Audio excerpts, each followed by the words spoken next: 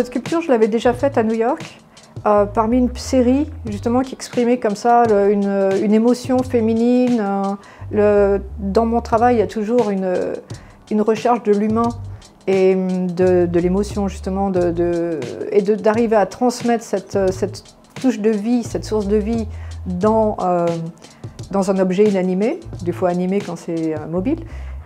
C'est quelque chose qui me parle beaucoup, soit le mouvement, soit l'émotion. Pour moi, c'est ce qui fait de l'art par rapport au design ou à l'objet.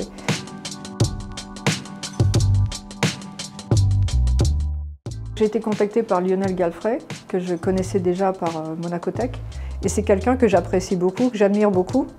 Et je voulais vraiment lui faire plaisir sur ce projet. Donc j'ai tout de suite dit oui pour ce défi. Et dans ce cas-là, on était parti, il m'avait parlé du trophée des Oscars par exemple. Et je me suis dit que ce serait la statue idéale parce qu'elle représente, avec cette forme sinusoïdale, elle représente le questionnement, l'intériorité, le dos est ouvert, c'est comme s'il y avait une sorte de fracture mais avec douceur. Donc c'est quelque chose qui exprime à la fois le questionnement intérieur, la vulnérabilité, la force, et au niveau du traitement, comme le thème était l'innovation, on est parti sur de la recherche 3D, donc on a repris le scan de cette sculpture en bronze qu'on a changé au niveau de la taille. J'ai travaillé avec Monacotech, et donc très bon travail d'équipe. Et on a réussi donc à la mettre légèrement excentrée aussi, avec un sentiment de déséquilibre, de quelque chose qui peut encore bouger.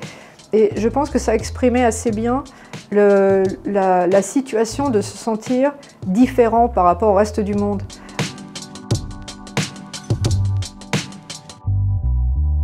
Nous vivons une époque encore plus qu'à tout temps où la technologie, l'innovation et ce sorte de désir lié au progrès technologique nous concerne tous, où nous pouvons tous nous adapter et devenir encore meilleurs, comme on voit dans certains films de super-héros, qu'on soit handicapé ou normal au démarrage, pour se dépasser et au service des autres, et donc on peut tous devenir des